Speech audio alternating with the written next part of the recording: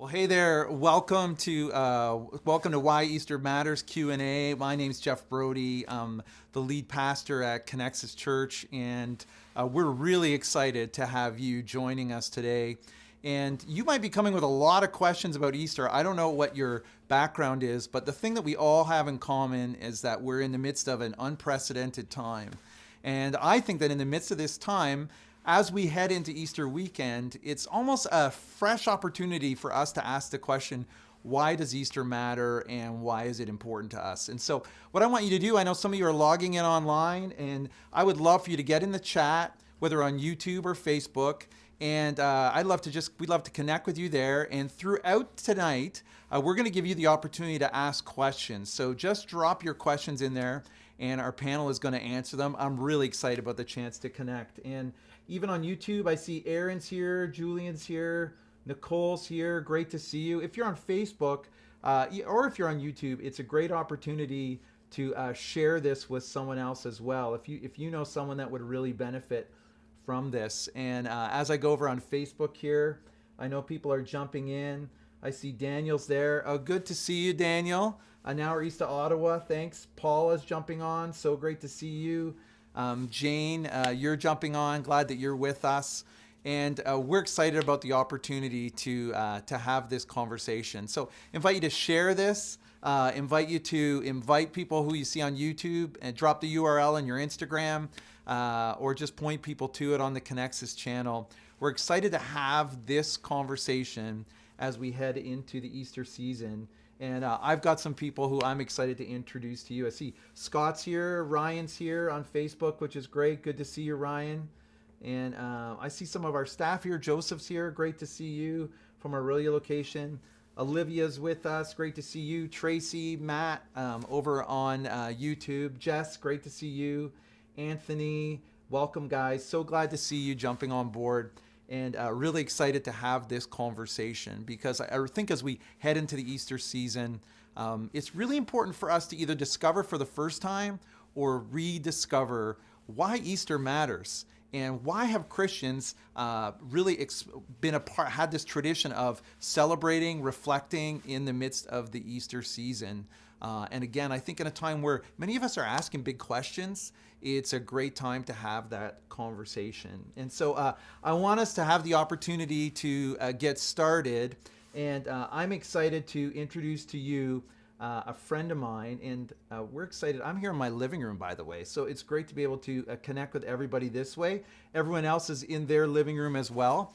And I'm going to introduce my good friend, Vijay Krishnan. And we're going to have him come on the screen. And Vijay, so great to have you with us and the chance to connect with you. We've been friends for a long time. Our kids even go to camp together. And Vijay, I know you're a lead pastor at The Well, a church that I love. And why don't you just tell us where that church is and just a little bit about you, your family, your background. We'd love to get to know you a little bit before we get started. Yeah, thanks, Jeff. So great to be here. Love that we're doing this. What an amazing opportunity. It's an excuse for us to hang out, really, right? Totally. Yeah, so our church is originally started in Vaughan 15 years ago, which is kind of the city above Toronto, probably the worst slogan ever for a city, but that's what they called it. I wasn't a part of it. And so we planted, and then over the last couple of years, we've turned into a church in 3 locations. So we're just launching our 3rd one in King City. I was kind of a volunteer starting it, was working in business at the time. And what kind of business, Vijay? What kind of business were you in? Yeah, so I did marketing and advertising, like packaged goods marketing for most of that for about 11 years coming out of school.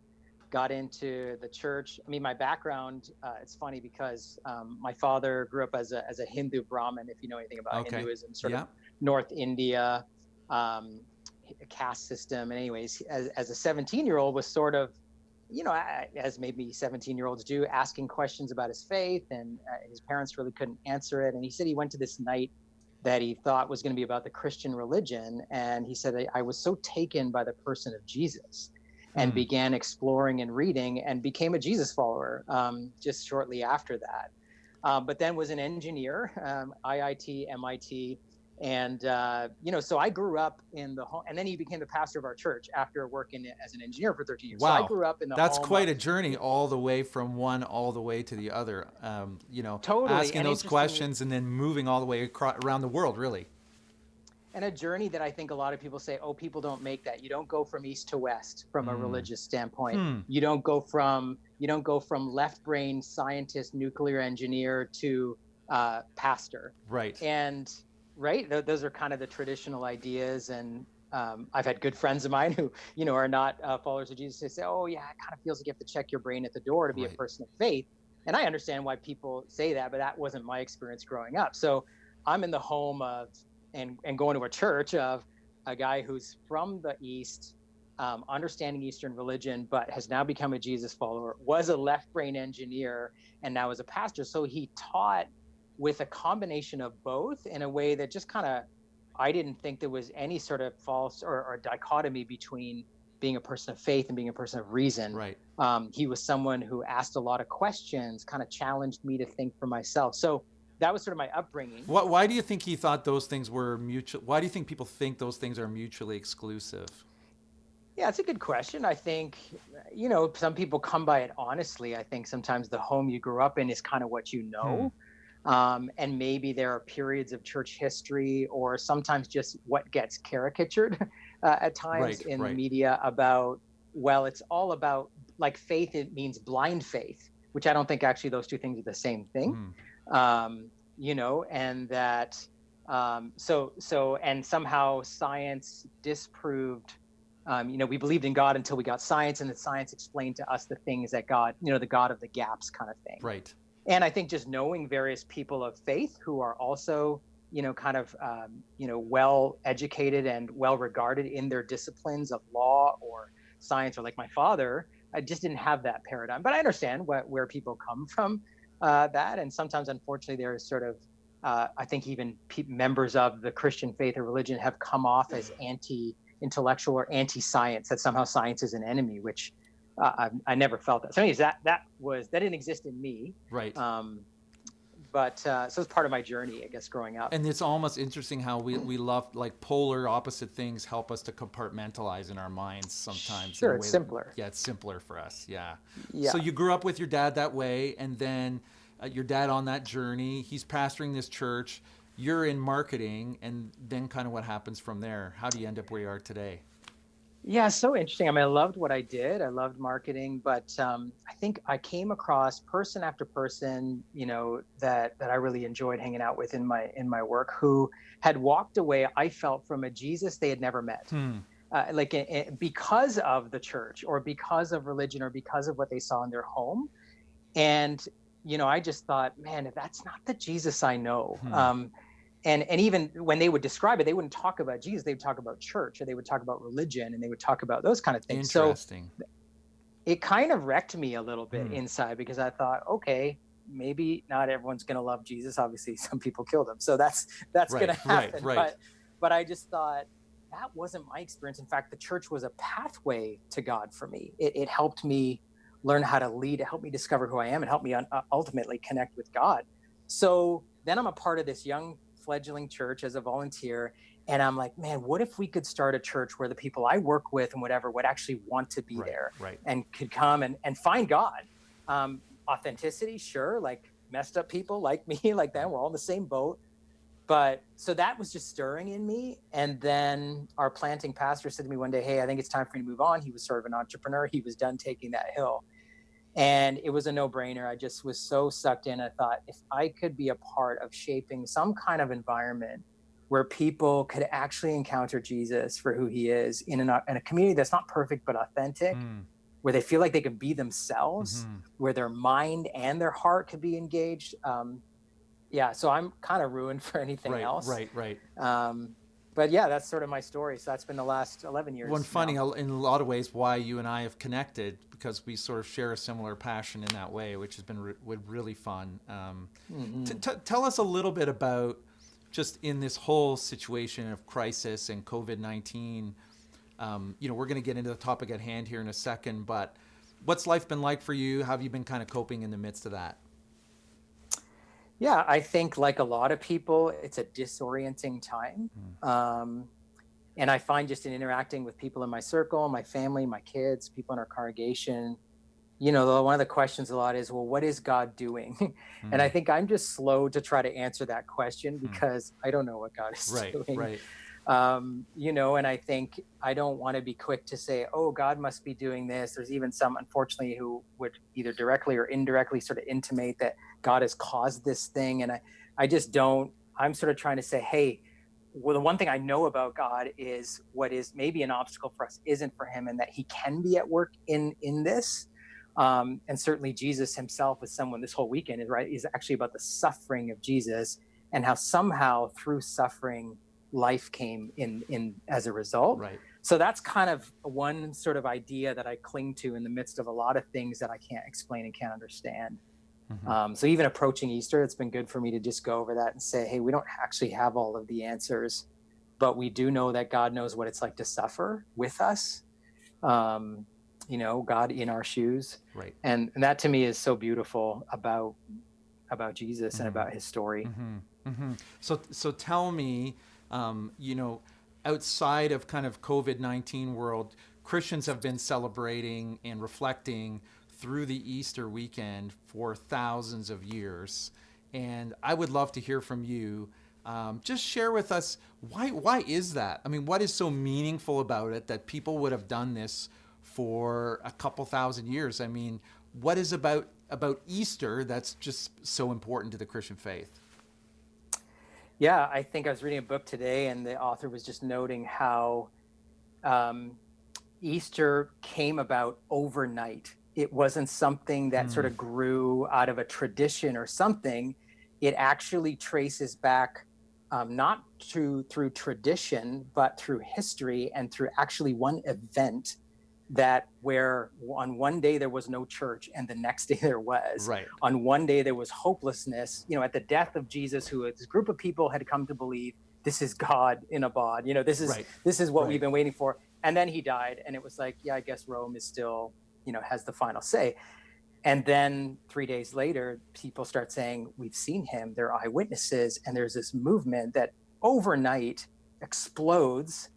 And within a couple of hundred years, Jeff, think about this, the Roman Empire that had crushed him in death was on its knees, crying uncle, saying, okay, we're just going to have to back this horse because it's a winner. Right. How did that happen? Right.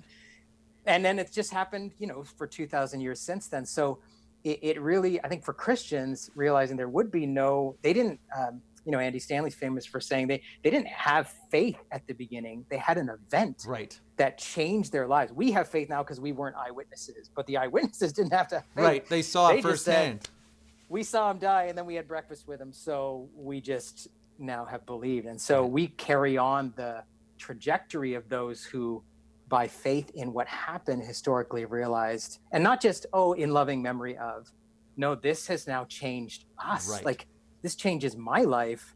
And I mean, and we could go on for 2 hours about what personally I feel about that. But that's, I think, in a nutshell. Tell me about that. What makes it compelling for you? What do you think makes it compelling for people?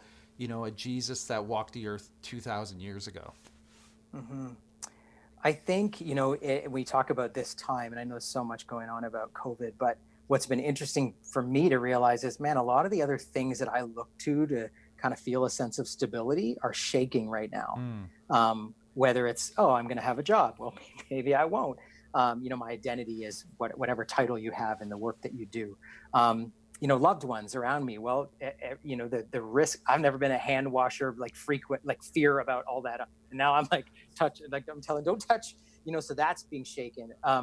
The financial markets, our sense of people being able to behave in an orderly fashion, whatever that means, all of those things are being shaken. And it just makes me realize, wow, what do I have confidence in? What do I know for sure? Right.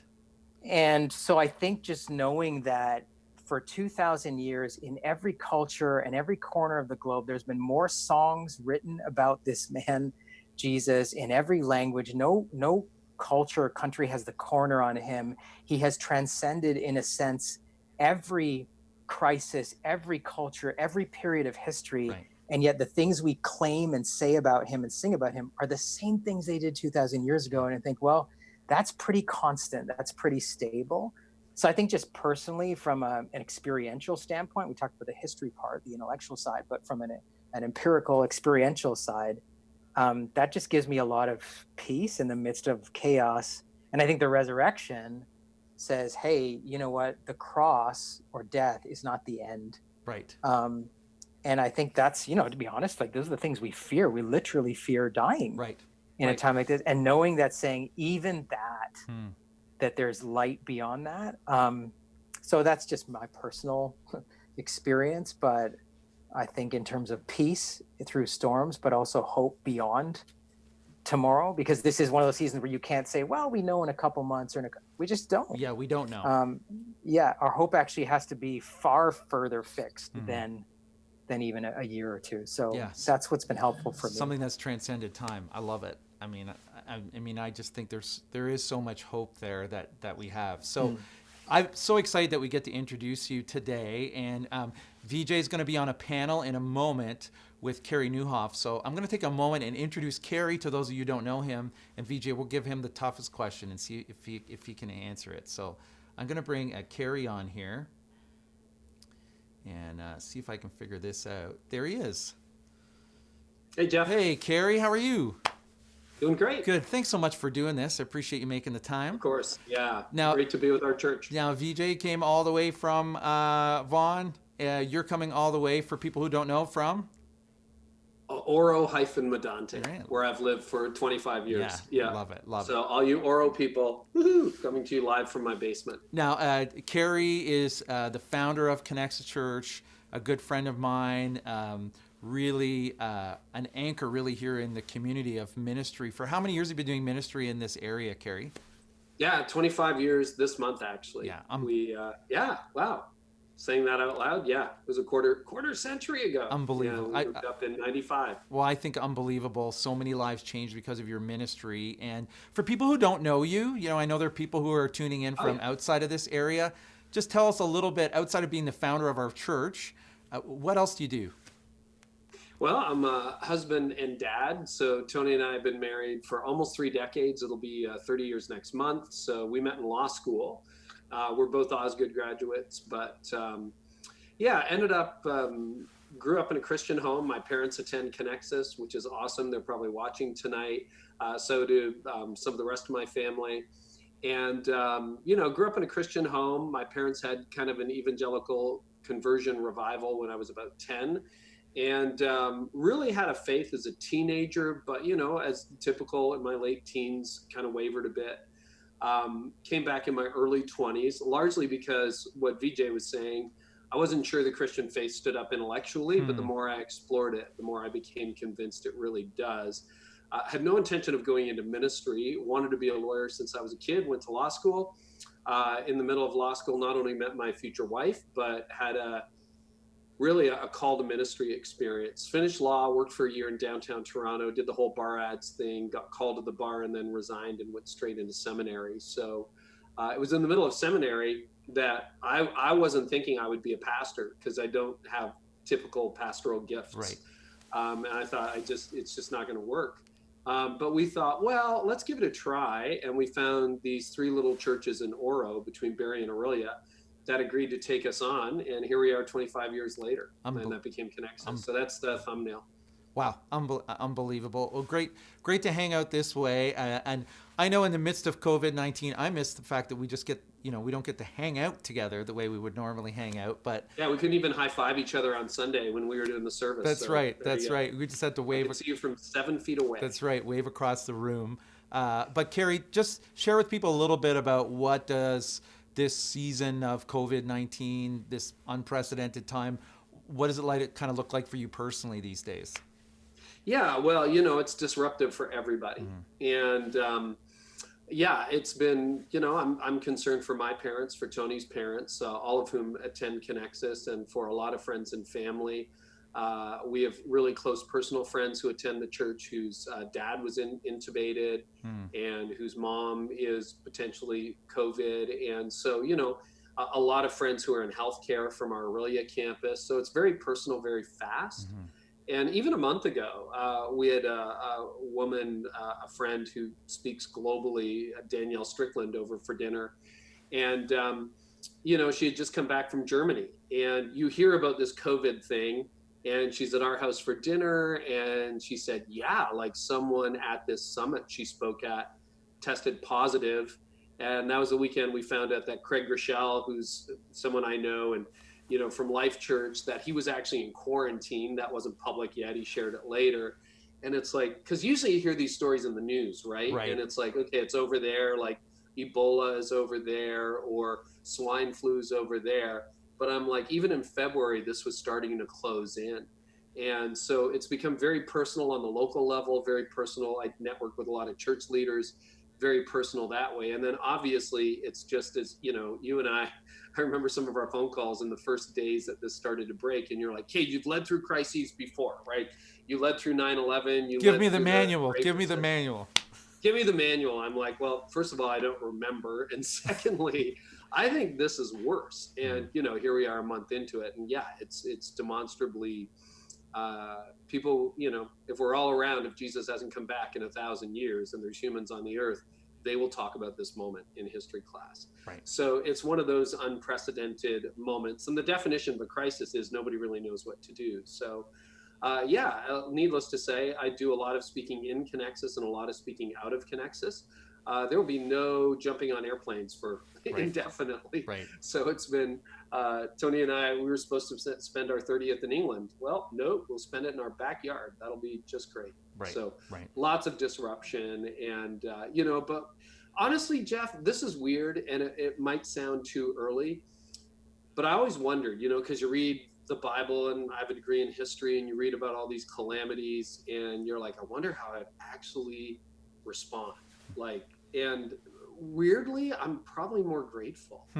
Like, especially in the early days, waking up and going, wow, I'm alive and I'm healthy. And there's actually food in the refrigerator. And I could go for a walk today, or I got to talk to someone or FaceTime someone I love.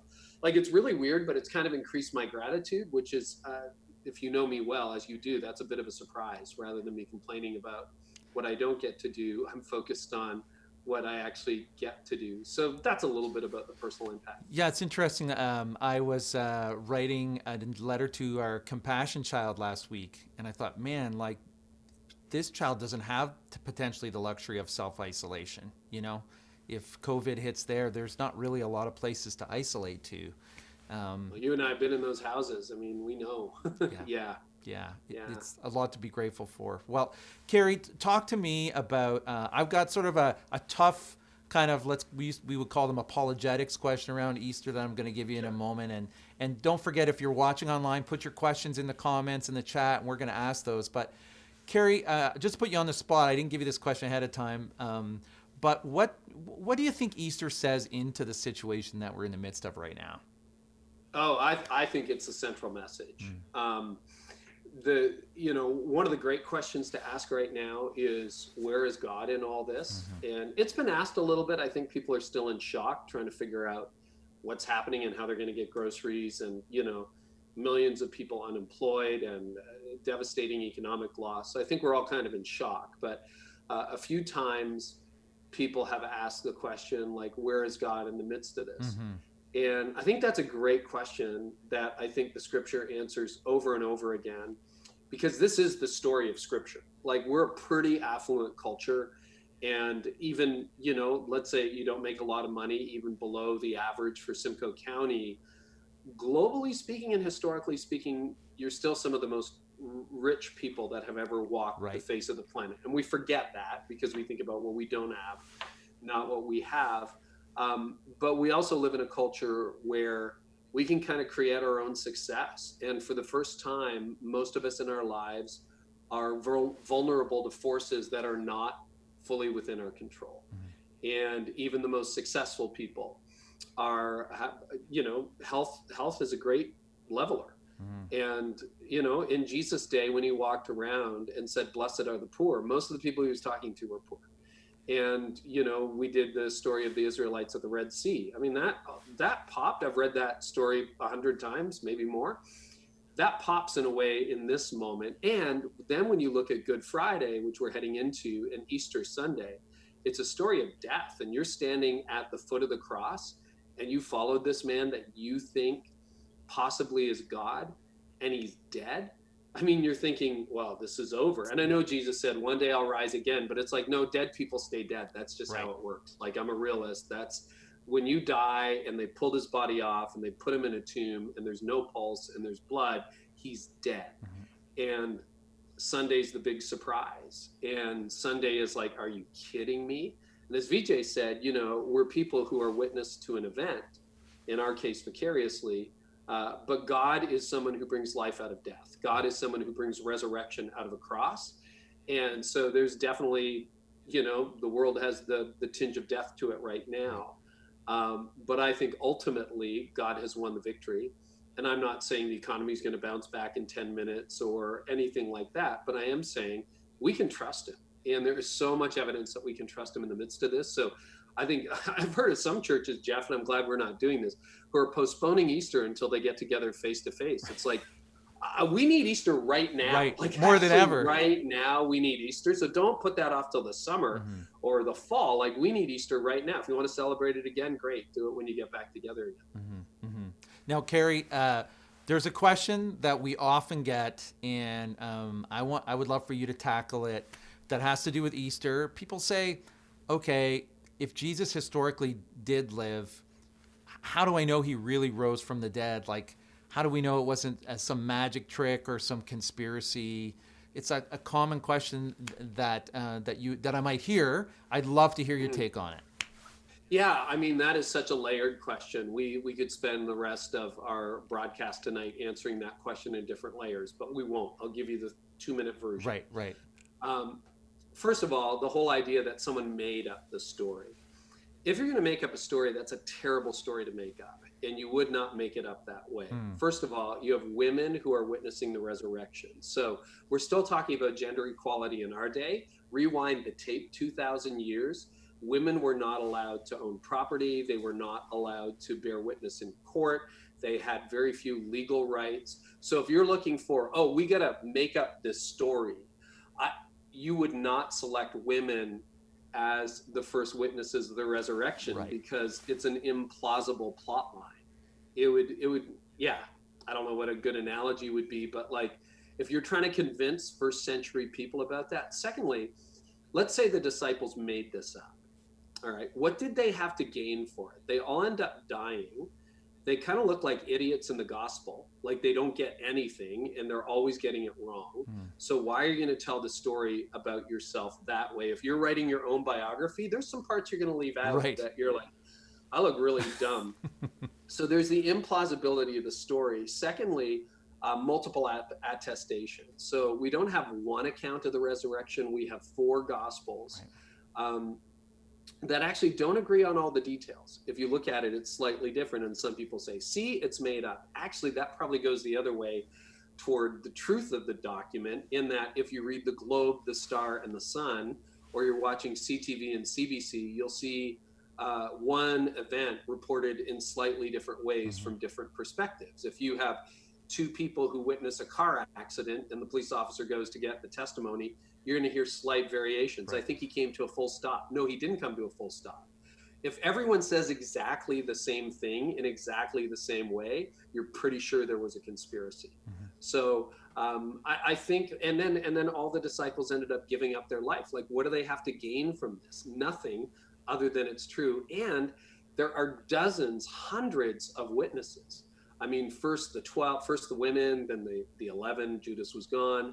Then Jesus appeared to many people. And at one point in the New Testament, it says there were up to 500 witnesses. Well, 500 people attesting to something bizarre as the resurrection probably means, if it, and you look historically, there were lots of people who claimed to have been resurrected from the dead, and no one even knows their name anymore. So I think there's so much actual evidence, historical, and I have a degree in history and otherwise, that points toward the accuracy of the resurrection rather than the inaccuracy. It's you could argue it takes more faith to disbelieve than to believe. Right. Interesting.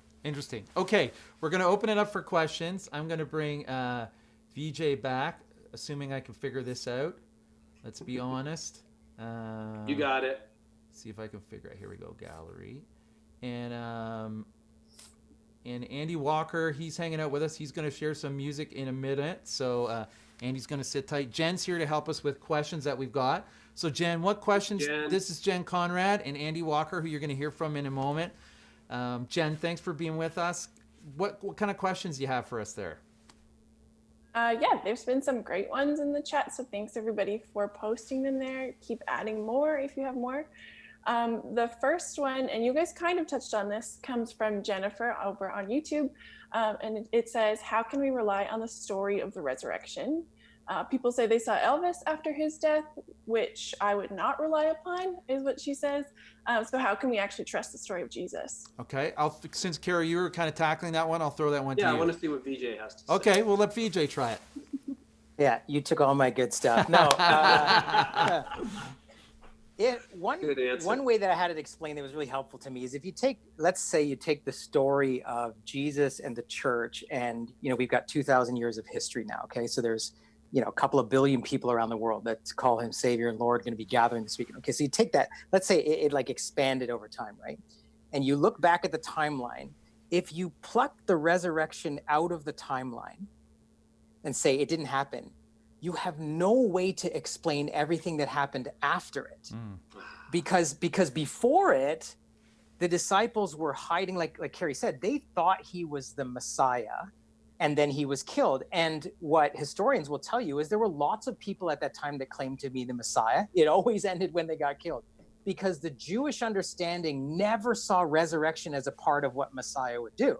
They didn't even think Messiah was God. They just thought he was going to be an anointed leader who was going to throw the Romans off their backs, restore political, religious, kind of ethnic, economic identity to them. So there was no way that anybody would be making up a resurrection story. It wasn't in the disciples' consciousness. So how do you take this group of really 11 men, and as Carrie said, a few women that nobody would believe, and within a couple of years, you have thousands, hundreds of thousands of people from a bunch of different nationalities who are now saying the same thing. If you take the resurrection out, the burden of proof is on the historian who says it didn't happen to prove how everything else happened. Right. So that's how history works. And I think, it's interesting too when people say, well, okay, science hasn't proved that someone can be resurrected from the dead. And I think while science is a good discipline, that's not the discipline to apply to this question. The discipline is history. Science measures something that you can repeat in a lab, or like history measures something that happened even if it only happened once. And so I think the historian looks at it and goes, this is really, now that doesn't mean you have to believe that's what happened. It just means at that point, you're just choosing to believe that didn't happen. It's not based on historiography. It's just based on saying, well, I just think there's no way that could have happened. Right. So if you start from that premise, well, you're never going to end up there. So I think that's another piece of it. I've never heard that before. That's great. Jen, what else do you have? So there's another one that came in from Joanne, and she says, do you think faith can be strengthened in very difficult times? That's what I think I have experienced. Do you think difficult times make Easter and the story of Jesus more real when people are hurting? So can Easter really strengthen your faith? Sounds like, can hard times actually make your faith stronger? How does that actually even work? Carrie, you want to take that one? Yeah, I think the only time you grow is when there's pain. Success is not much of a teacher, to be honest with you. So if I understood Joanne's question right, because of the difficulty we're going in right now, think about working out. I started running after Christmas, or right around Christmas. And I mean, there was a point in early January, I don't have back trouble, where I'm like, oh my gosh, I can't even move. And it was really tough. But as my time got faster and my muscles improved, now I'm a little bit stiff, but like all that happened through growth and pain. And I think anybody who's ever worked out, you look at often, your marriage is in trouble. And how do you get through that? It's like, well, in the midst of the struggle, we found grace, we found forgiveness. I kind of looked inside. So that's true in business too, in leadership. Jeff, you know this, right? And Vijay, sometimes your biggest growth happens in your deepest crises. And as much as none of us ever wants to wake up and go, bring on the crisis, like, I don't wake up like that. that's usually when we grow the most, which is really interesting because it's actually reflective of Scripture. So when you look at the story of Scripture, whether it's Old Testament or New Testament, there's always struggle involved. In fact, you can look at this, John Eldredge has talked about this, Donald Miller has talked about this, others have talked about it. The universal story plot line of any movie you've ever seen, any novel you've ever read, is it was good in the beginning, then something went catastrophically wrong, then there was a struggle and they didn't know if they were going to make it, and then hopefully they lived happily ever after. Well, you know what that is? That's a biblical narrative.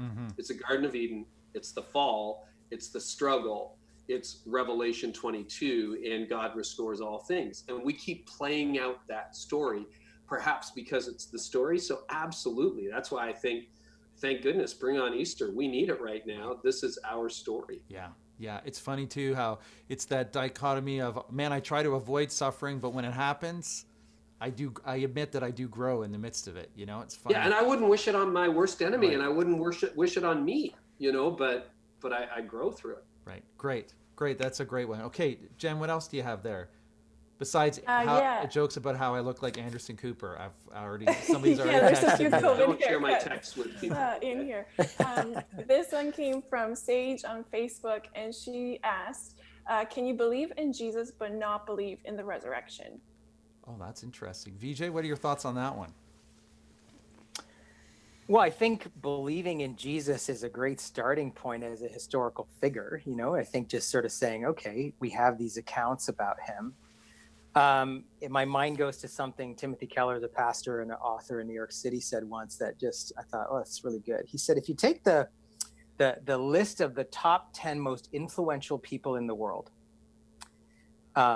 Jesus, he said, he's in the top 10, right? Like, can we just say, like, right. Whether or not, whatever you believe about him, you just say, okay, he basically had a public awareness life of 3 years, never traveled more than 100 miles from where he lived, never held office, whatever. But like I said, billions of people worship him, sing songs about him, whatever. Okay, so let's say he's in the top 3. Then you put the list beside it of the top 10 people who have claimed to be God. He said, there's only one person on both lists. And so he said, that doesn't prove everything. It just says you can't be dismissive quickly about, well, Jesus was a historical person or he was a good teacher alone. I think the other thing is, if you acknowledge the Jesus of history that we have these 4 biographies of, you have to start saying, well, what did he say about himself? And it's interesting, when he explains to his disciples after, didn't you know this is what I told you was going to happen? So he claimed that his life was going to be taken and that 3 days later he was going to rise from the dead. So you say, okay, well, there's this person influential in history, claimed to be God. How do I even reconcile the impact this man has had on humanity? He claimed to die and his death is well attested. And then there was a whole bunch of people after that who said he had risen from the dead. How do you begin to square all these things? If you say, well, maybe he didn't actually say that about the rise from the dead, well, you start to actually reduce things. And now you're saying, well, who are we even saying Jesus is? So you start from the historical accounts. And I think someone else said this, every other religion or faith system, the teacher points to the teachings, away from themselves to the teachings. And so in Hinduism, which is sort of my parents' family background, the teachers, the gurus point to the Vedas, Muhammad points to the Quran. For Buddhists, it's the 4 Noble Truths, the Eightfold Path. It's always about the teaching. The teachings survive the teacher, the leaders. Jesus was the one religious leader who said the teachings point to me. They're only valuable in that they lead you to me. He was essentially saying, turning the camera of all their religious activity and said, look, it's all pointing to me. And so I think that tells you, okay, we can't just say he was a good teacher, because if he wasn't telling the truth about himself, he was not good at all. So that's some things that have helped me kind of pin some of this down. And it's interesting too. It kind of links with a different question. Carrie, I'll throw this one at you. That sounds exclusive to me. There's an exclusivity to, oh, well, the teachings all point to me. I'm the only way there is. Aren't there a whole bunch of ways to God? What are your thoughts on that? Yeah, and that's often thrown the way of Jesus, which is really interesting, because if you study world religions in a little more detail than just a casual Google, you'll realize that Christianity is probably the most inclusive religion. First of all, it doesn't matter, to look at Hinduism, Vijay, and feel free to jump in and correct me on anything, but It's not the caste you're born into. It is not the state, your socioeconomic status. I mean, that's been a huge part of human culture and other religions. It's not a works salvation, which is basically Islam or a lot of the other world religions. It's not a path to enlightenment. Buddhism is in many ways a godless religion, which people don't actually understand. It isn't that you're supposed to worship Buddha. It is a path to enlightenment. And you either, you have to work your way up on it. And so that tends to be a little oppressive from the perspective of it's all on you, and it's only as good as you can make yourself or still your mind, etc. And so you start to look at this, and Old Testament Judaism is a works-based righteousness. And so Jesus comes along and says, it doesn't matter where you were born. It doesn't matter how much money you have or don't have. It doesn't matter whether you're successful or not. It doesn't matter the color of your skin. It doesn't matter the language that you speak. I am the way, the truth, and the life, and you're all invited. And it is through me that you come to God. And it is the universal way that everyone is invited into. And no, you can't actually do this. I did it for you. And so come to me, you who are heavy laden. Another thing we talked about first century Christianity that was completely radical and unique is that Christianity spread beyond a unique ethnic group. The Jews had their religion, the Greeks had their religion, the Romans had their religion. It was all very tribal. And all of a sudden you have Scythians and barbarians and Jews and Gentiles and slave and free and different socioeconomic status, all saying, we have been admitted, we have been invited. So, I know that stereotype persists, but it's actually completely ahistorical. And it's also atheological in the sense that it doesn't reflect what Jesus taught or how Christianity has been practiced at all.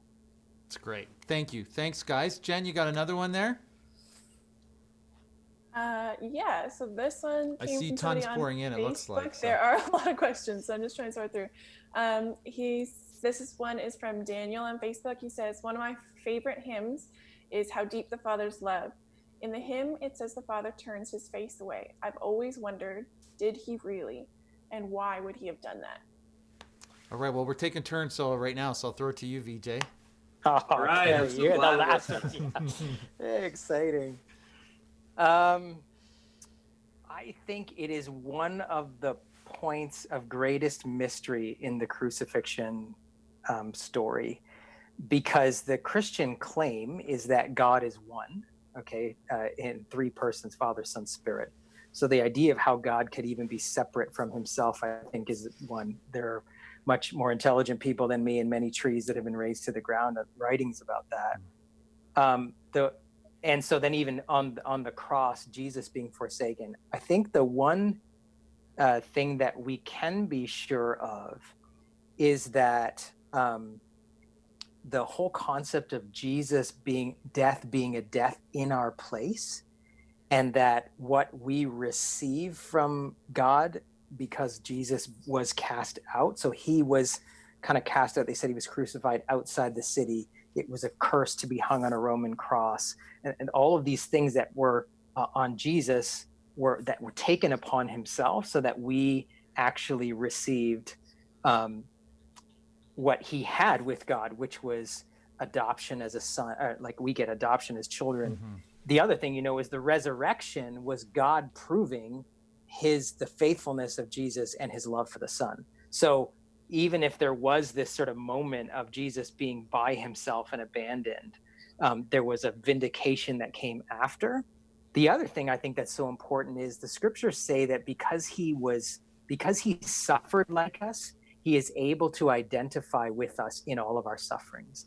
And so there are times, I think, when we are legitimately, I think part of Jesus' cry on the cross is a human being in the midst of an incredible crucible of suffering saying, God, where are you? Mm-hmm. And I have, felt so much comfort knowing that, God has a chest big enough that I can beat on to say, what are you doing? Because Jesus did it on the cross and say, God, where are you? Why have you forsaken me? The other thing, in that moment was he was claiming, it's actually the first line of a psalm that was written about 700 years earlier by David. And if you read, it's actually Psalm 22. You read through the whole Psalm, it's actually a description of Jesus' crucifixion. Like, it's not anything David ever went through himself. So he was writing this poem, a very specific poem about something that never happened to him. So in that moment, I think Jesus was also prophetically saying, that is my story. That was the one, I'm the one David wrote about 700 years, because any Jew listening would have known that's the beginning of a song. Right. We know, oh my gosh, this is talking about someone being crucified. This is talking about someone whose lots were being cast for his clothing. This is talking about someone who's being mocked by people around, which is exactly what Jesus was going through. So I think there's lots of things going on. Sort of, that doesn't sound like a direct answer. Carrie, you can fill in the gaps, but thoughts, no, Carrie? I think that's great. And I think there is some stuff we don't fully know. And I think You're right to answer it that way. You know, there's some people who would say, well, God turned his face on sin, not on his son. There's some people who would say, no, he turned his face away because the wrath of the world was on Jesus. And I think there are times when the scripture is clear where we can be clear. And there are times where it's a little more mysterious, where we should perhaps, write in pencil rather than in pen. Yeah, that's good. Jen, we got time for one or two more. What have you got there? This one, back over to the YouTube crew. Rose asks, since Jesus is the central figure in Christianity, what do you think the Christian church needs to walk away from or deprioritize in order to bring humanity together in a time like this? Carrie, you want to grab that one? You want to read it again for Carrie, Jen? Sure. Yeah. Well, I heard it. You heard it? You heard it okay? Good, Carrie? But just save time and get to more questions. Okay, no problem. What does the church need to walk away from to bring humanity together? The first thing that pops in my mind is ourselves, that we can be very self-obsessed sometimes. I think one of the reasons, I'm proud of the church we have at Connexus, because I think we try to be others focused, but Christians can be fairly self-absorbed. And so I think this is a time for us to give. This is the time for us to serve. This is a time for us to reach out. This is a time for us to embrace. And, social distancing and everything included. I'm not saying just run out and ignore the health concerns that are out there. No running around hugging people. That'll get no running around hugging people. And the church should be the first to adopt in that. But I would say ourselves, and to get over ourselves, that really, who do you remember in a time of crisis? You don't remember the people who were selfish. You remember the people who sacrificed. And so I think we're all called to sacrifice. I think we're called as a church to sacrifice. And we want to exist for the sake of others in the same way that God himself gave of himself and himself to save us. So I think that's what we need to do. Great. Jen, you got another one? Yeah, this one is from Julian, and he says, as a Christian, although it's not easy to see God in all this, we can see him. Do you have any tips for us when we're talking to our non-Christian friends who ask us, where is God in all of this? Vijay, thoughts on that? Yeah, I think, again, the Easter, because first of all, Jesus himself suffering, and in the garden, before he's crucified, saying, God, is there no other way? On the cross saying, God, why have you forsaken me? So I think to know God is not offended by those questions. In fact, the Son of God, as he walked the earth, asked those things in his flesh, felt the pain. And so I think we're meant to actually lean into that and experience that. I think one of the things, as Carrie pointed out, and you can see this in your own life, there are many things in my own life that if I was given the pen to write my story, I would have erased them. But I look at them now and I can honestly say I wouldn't change them. And I think I'm not alone in that. And so that's, that's at a microcosmic view. And then I think we can even look through history. And this is not to say, oh, don't worry, this is great, good things. It's not a suffering is good thing. Suffering isn't good. It's painful. And Jesus, suffers with us in that. And we're praying for healing. We're praying for intervention. But we know that God is able to use even the worst things to bring about healing and restoration. And I think, it's just even going online and seeing the number of stories of people, like in my own life, it's like, okay, it's revealing people around me that I'm seeing them act so beautifully and humanity rising up. But then I also see in myself, like Carrie pointed out, selfishness coming up that I would not have seen before. And I'm confronted now with a choice. Am I going to realize, no, this actually was always in me. COVID didn't bring this about. This was the disease I was always sick with. And this other external thing is actually pointing inside. And, the greatest change that we need, like before COVID hit, the things that were killing most of the world's population, said 15 to 20,000 children die every day of either hunger or diseases that we have had the cure for 20 years. So what is going on there? Is that a matter of like world crisis we can't control? No, there's something wrong with the human spirit, myself included. So as Carrie said, if we can respond to this in grace and generosity, it does something for us as humans. I'm not saying God did this to us he doesn't manipulate us. That's not who God is, but he's working even in the midst of this. And so I would say, where do you see God at work? In so many places, I see God in the midst of this, even while I pray, God, have mercy on us and turn the tide on this. That's great. Can Carrie, I go add ahead. one thing to that? I thought that was great, Vijay. I think underneath the question is an assumption, usually when people ask it, and we get we think of ourselves as the wrong place in the story. So if you look at the biblical story, it starts in Genesis, 1 and 2, you're in paradise. And then Revelation 22, you're in paradise again. 21 and 22, you're in paradise again. Most of us want to live in Genesis 1 or 2 or in Revelation 21 or 22. We want to live at the beginning or we want to live at the end. And so anytime anything bad happens, we're like, what? You've interrupted my life here with something bad. And it's like, no, that's not the part of the story we're living in. We're no longer in Genesis 1 and 2. We are not yet in Revelation 21 or 22. And if you look at where we are in the story, it is a struggle. We're in the battle between good and evil, and Jesus has ultimately won the victory, but there are battles to face. And I think if we can say that, and you say, well, where is God? You read stories, I don't know if this is Corrie ten Boom or who, but in the Second World War, in the Holocaust, and I've visited a death camp. It was one of the most haunting days of my life, a concentration camp in France, actually, or on the German border. And, that's where thousands of people were killed. And the question in the Second World War was, where is Jesus? And they said, in the camps with the victims. And I think that's an accurate understanding of who Jesus is. Mm-hmm. Thanks, Carrie. Jen, I think we got a little bit of time. You got one more there for us? Sure. This one comes from Kate. And she says, there are many prophecies coming to light right now, specifically miracles to come following Passover. What are your thoughts on this? Thoughts on, so a lot of people say, hey, is this a part of prophecy? What's happening right now?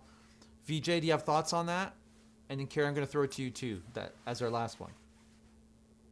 Yeah, I think some of this comes down to different sort of Christian traditions in terms of how we even define the word prophecy. So that's maybe a longer conversation. I think if the question is about, hey, does this mean like the end is coming, or there's sort of the apocalyptic question? My own belief in that, interestingly, is Jesus actually spoke to this in Matthew 24. He says, as for that day, in other words, the end, nobody knows when that's coming.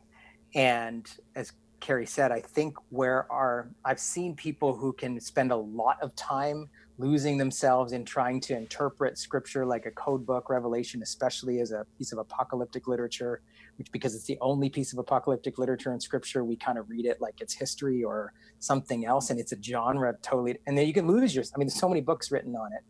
It seems to be what the church was called to in the midst of these things that it couldn't quite understand was faithfulness, which looks like generosity, self-sacrifice, love.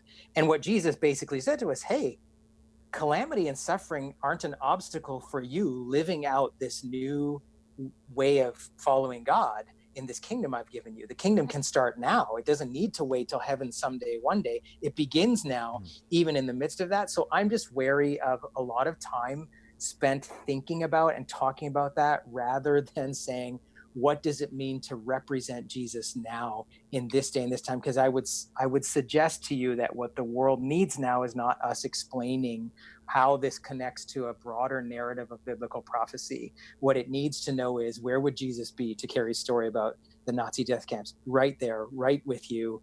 I get to represent him to you in this small way of alleviating suffering. And we do know there isn't a better day coming. We just aren't meant to try to predict it all. That's my It's my own take on it. Carrie, thoughts on people who've kind of jumped on the prophecy train? I agree, Vijay. I think there's a lot of time spent. I don't want to misread the question. There may be something else under the question than I'm assuming as well. But yeah, I mean, I've been in the church many, many years, and I've seen a lot of people, like everything from write books to interpret books to like, I can tell you which world leader is the bear from the north and what the mark of the Antichrist is. And I mean, those things come and go. And I think it's a lot of wasted effort. And so that's why we don't camp on that a lot. I think we will know one thing for sure, that when Jesus returns, there will be zero doubt. There will be no discussion. If you're like, is that the second coming or not? I promise you it's not the second coming. Yeah. Because everyone will know. It'll be a universal event. There can be zero doubt. And even unchurched people, unchristian people, everybody will know that Jesus is back. That's the event I'm looking for. And we don't have to worry about when that is, because nobody can tell us. And Jesus himself said he didn't know. And when that happens, but I would say this one thing, and that is, this is a season of unprecedented loss of control. Most of us have less control over our lives right now than we ever have at any other point, because we can't control viruses, we can't control the economy, we can't control government decisions, et cetera, et cetera. And sometimes what happens is we end up looking for the things we can control. And sometimes I've wondered if under all the prophetic stuff, it's like, oh, I know knowledge can be a form of control. Oh, I know that this is, or you're attempting to get your head around the unknown. And you go back to Exodus chapter 3, Moses is being called into ministry and God calls him. And Moses is saying, look, okay, I don't know where this is coming from, but what is your name? And as soon as you can name something, you have power over it, right? Like, for example, if we all know people who've had diseases, and maybe you've had a disease and you're like, I don't even know what this is. And you get the diagnosis and you find out it's cancer, but there's a bit of relief because you're like, okay, well, now I know what I'm dealing with and we can have a course of treatment for it, perhaps. The unknown is really terrifying. So Moses is like, all right, well, what's your name? And God says, I'll give you my name. I am who I am. You will not define me. You will never have power over me. And so I think there's a certain sense in which, even with prophecy, we don't want to take the events that belong to God and try to interpret them in human hands. And there's a sense of reverence and awe and submission that we just have to have. In the meantime, I know it is clear, and that's what I'm called to do. Yeah, Carrie, I'll let you have the last word on this with this question, because I think it's almost a question, in some ways the question under the question is, how does Easter speak to my unknown and my lack of control? Like, what is it about the Easter story that to you personally speaks to you in a circumstance like this? Well, I kind of shifted. When I became a Christian, I shifted the control in my life from me to Christ. And I don't get that right every day. I'm a recovering control freak. So there are times where I try to wrest it back and it never goes particularly well. But, I don't know what's going to happen next. But I have a quiet confidence and faith that God does. And like we preached on Sunday, Romans 8, nothing, neither death nor life, nor angels, nor demons, nor the earth below, or, heaven above, nothing in all creation can separate us from the love of God that is in Jesus Christ. I think that's what you gain at Easter. You just know. And so, and Jesus said, it came up in my personal readings the other day, don't fear the people who can kill the body. I thought about that. I fly a lot. Like, if my plane goes down, okay, well, it went down, but don't fear that. Fear the one who can kill the soul. And, my soul is securely in the hands of Christ, and I would pray yours is as well. That's great. That's great. I mean, if you love these kinds of conversations, I want to let you know, we're going to put the link up at the end, but if you go to connexuschurch.com/groups, there's a group there called Starting Point, an online group that's starting really soon. I think it's next week, actually, right after Easter. You want to get your registration in as quickly as possible. Small groups of conversation just like this, I know you're really going to find it helpful. And I'm excited. We're going to hear from my friend Andy Walker about what Easter means to him, and he's going to share some music with us. But before we do that, thanks, Carrie. Thanks, Vijay. Thanks, Jen, for being with us for this part of the discussion. Really appreciate it. Thanks, guys. It was rich. Vijay, great to hear from you too. Jen, thank you as always. And Jeff, so appreciate your leadership. Yeah. Thank you so much, guys. All right. Happy Easter. Happy Easter. Well, I'm here with Andy Walker, and Andy and I are good friends. We met a number of years ago in ministry. He's a teacher now. And Andy, I know you got some music for us, but before you get started, I just love for you to share personally, what does the Easter season mean to you? Yeah, can you hear me okay? Yeah, we can hear you fine. Okay, great.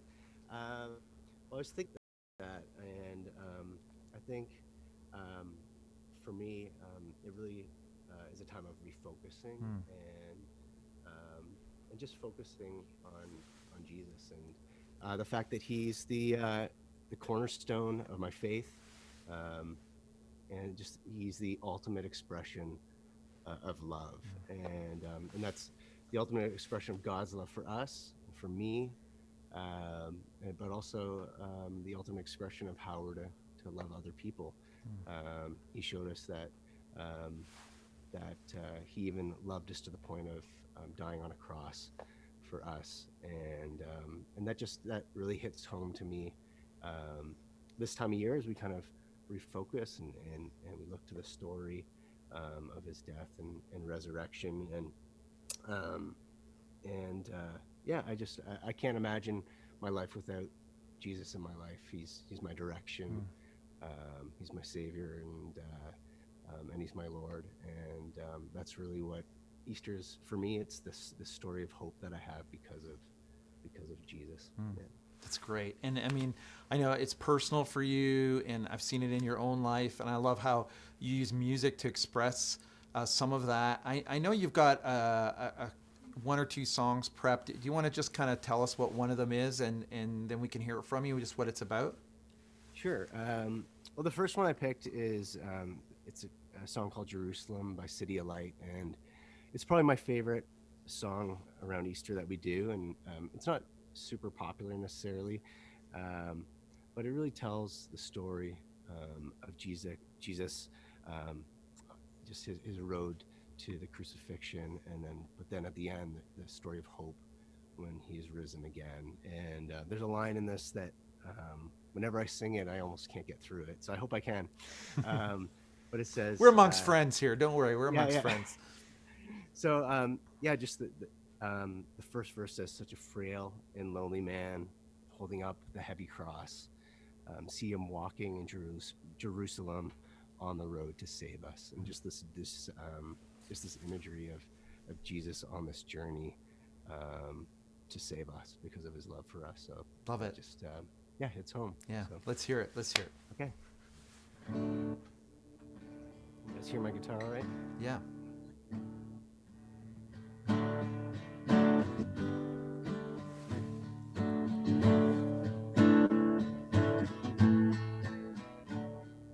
See Him in Jerusalem,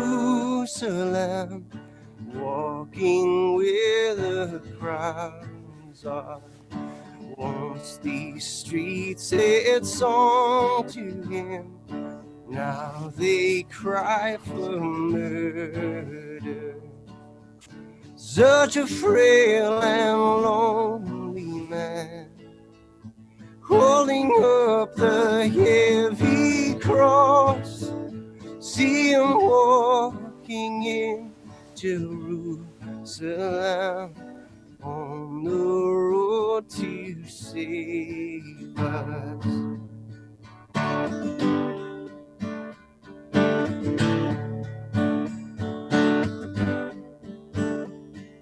See Him there upon the hill, heal the scorn and laughter. Silent as a lamb He waits, praying to the Father. See the King who made the sun and the moon and shining stars. Let the soldiers hold and nail Him down so that He could save them. Oh.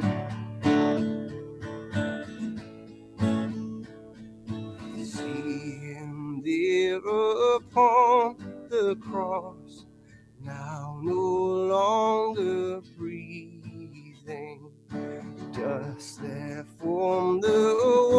marching crowds takes the blood of Jesus. Feel the earth is shaking now.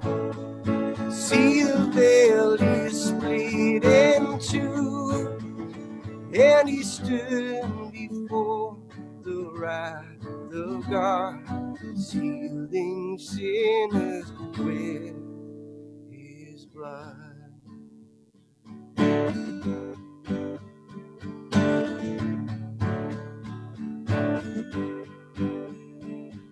See the end today, death could not contain him. Once the servant of the world, now in victory reigning.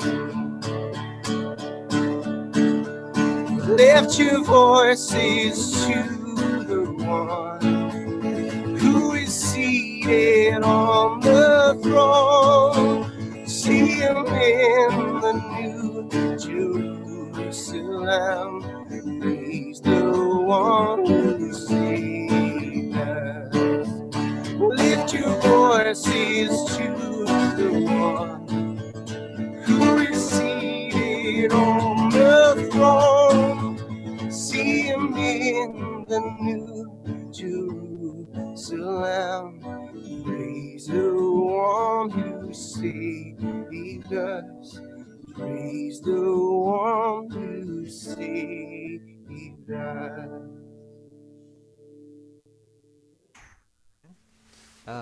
I know you. Do you have one more? We got time for one more.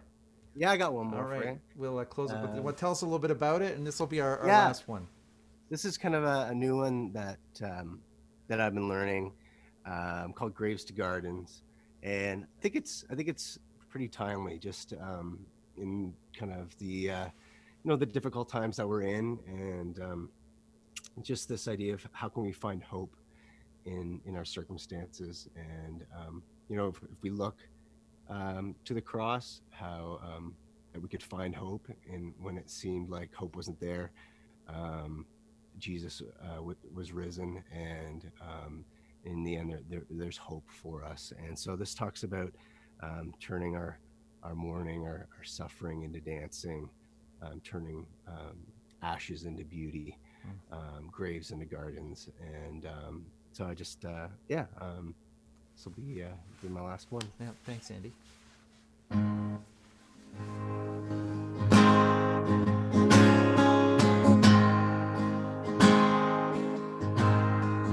I searched the world,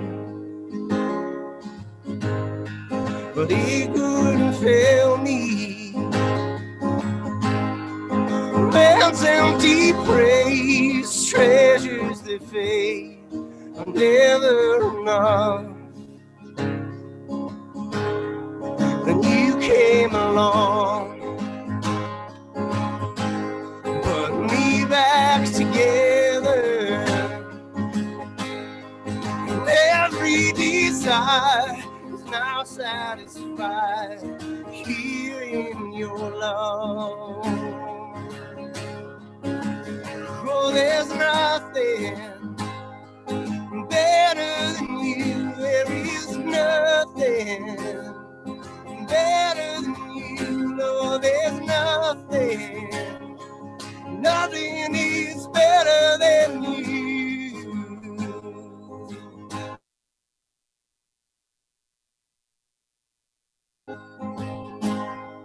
Well, I'm not afraid to show you my weakness, my failures and flaws. Lord, you see them all. So call me your friend. The God of the mountain, He's the God of the valley. There's not a place where mercy and grace will find me again. Oh, yeah, there's nothing better than you. There is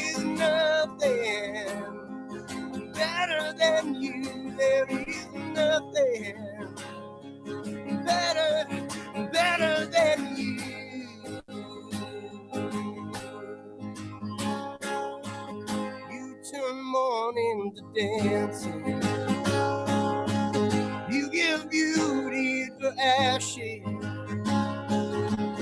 You turn shame into glory. You're the only one who cares.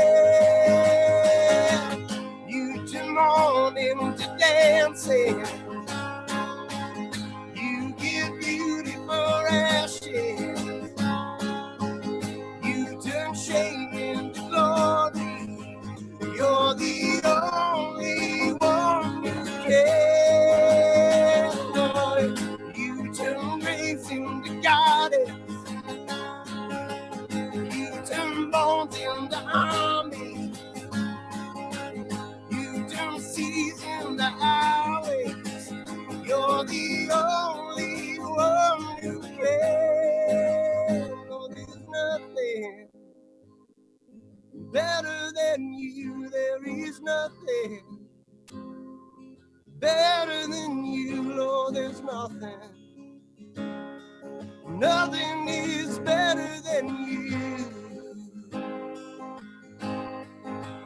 Well, there's nothing better than you. There is nothing better than you, Lord. There's nothing. Nothing is better than you. That was great. That was great. Thank you so much, man. Let's see all the clapping hands in the chat rooms around the world. Yeah, man, that was fantastic. Appreciate you sharing with us. Thanks for having me with you, and hey everybody, and great to be with you tonight. Good to see you, man. Good to see you. Well, great to have the chance to have Vijay and Carrie and Andy and Jen with us. And I hope it was as rich for you as it was for me. I want to let you know that you want to jump into one of those starting point groups if you're looking to have some great discussion. And you can sign up for that at connexuschurch.com/groups, as well as some groups to just provide community and get to know some people if you're looking for that as well. We're excited to connect you in that way. Don't let the engagement in the community end here, but let's keep it going with those 6-week groups. We would love to see you as a part of those. So again, thank you so much for being with us. We'll see you Good Friday, 10 a.m. for our living room experience. And then Sunday, we're excited to celebrate with you 9, 10:30, noon, 1:30, and 7 p.m. Man, happy Easter. Looking forward to connecting with you again this weekend.